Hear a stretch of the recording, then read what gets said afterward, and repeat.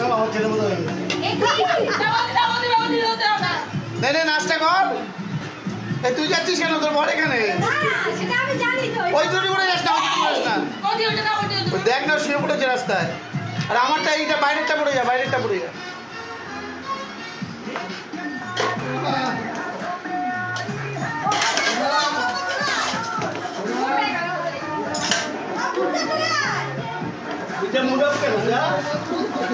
বাবাকে দেখে হতাশ আগা পেয়ে গেলে ওখানে হেঁটে দিবি।